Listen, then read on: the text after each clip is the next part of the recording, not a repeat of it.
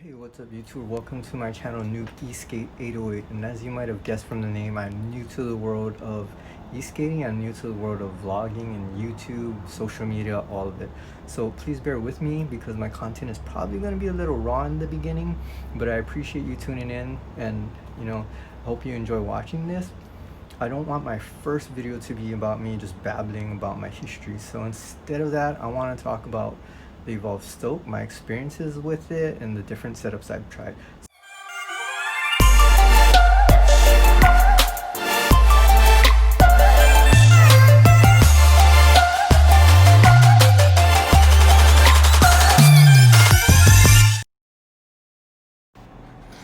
Hey, welcome back guys. So here I am going on a little test ride with my Evolve Stoke.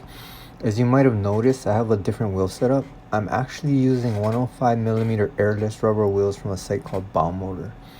These wheels costed me about $160 for 4 wheels and a set of Zealous bearings.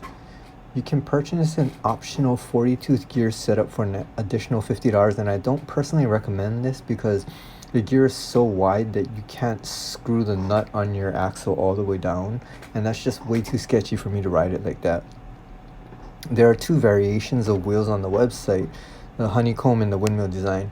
While the windmill design looked cooler, I recommend going with the honeycomb design just because it's compatible with the stock 32-tooth Stoke gearing.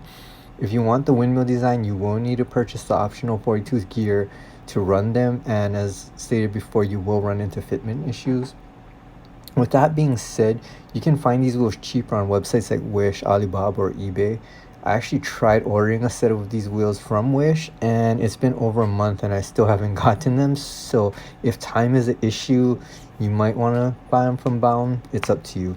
I don't get paid by them. I'm not sponsored by them or anything. So anyway, back to why I swapped my 85mm orangutan wheels out for AT wheels in the first place is, as you can see, I am riding through some pretty rough surfaces just around where I live.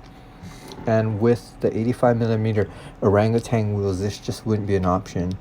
Actually, after I filmed this video, I put back on the orangutan wheels and I hit a rock that I would normally have gotten over with the AT wheels, and it launched me through the air like an Asian missile. It definitely was not fun. The ride quality with the AT wheels is alright. While you can get over pretty rough surfaces, you definitely feel the vibration a lot more than you would from pneumatic AT wheels. After about 3 days of riding over bumpy surfaces, the screws on one of my motors actually came loose while I was riding, and it started making this clicking noise. So if you are interested in this setup, that is something you might want to keep your eye on. I have to say though that these wheels went through pretty much every solid surface I threw at it, including rocks and bumps in the road, even like gravel-like surfaces. But it did struggle on even short grass, dirt, and loose gravel. So it can be a rough terrain wheel, but I wouldn't call it an all-terrain wheel. On nice flat surfaces, they felt kind of spongy, and I didn't feel as connected to the road as I did with the orangutans. But they did grip really well, and I never felt like I was sliding out on flat surfaces anyway. This setup does have one major flaw, and that is the range. I get around 15 miles per charge with the Stoke fairly consistently. With the 105s, I was getting around 5 miles per charge. Part of it is probably due to the bigger wheel size, but also the fact that I was going on challenging surfaces, so this setup definitely is not for everyone. If you would still like to run this setup, I suggest adding a 1/2-inch riser, which is only about 1/8 of an inch or 3mm taller than the stock riser, but it seemed to alleviate the rubbing issues that I had before. And I did go with stiffer bushings. I bought the performance bushing kit from Evolve, and I put the 95A blue bushings on the board side and the 98A orange bushings on the road side. I'm a 140-pound rider, about 64 kilograms, and I have no rubbing issues with this setup at all. My overall impressions of the Stoke after having it for 2 months is that it's kind of a niche board. And what I mean by that is that a lot of surfers have a small board for when conditions are perfect and a larger board for when conditions are less than ideal, kind of mushy. And the Stoke is like a small surfboard. This thing is crazy in carving You know, it's super easy to maneuver. It's very responsive. I don't even have to be going really fast to enjoy this board just because it just feels so fun. I don't really know how to explain it. The acceleration and top speed are way more than I need at this skill level, and the board is large enough that I feel really stable.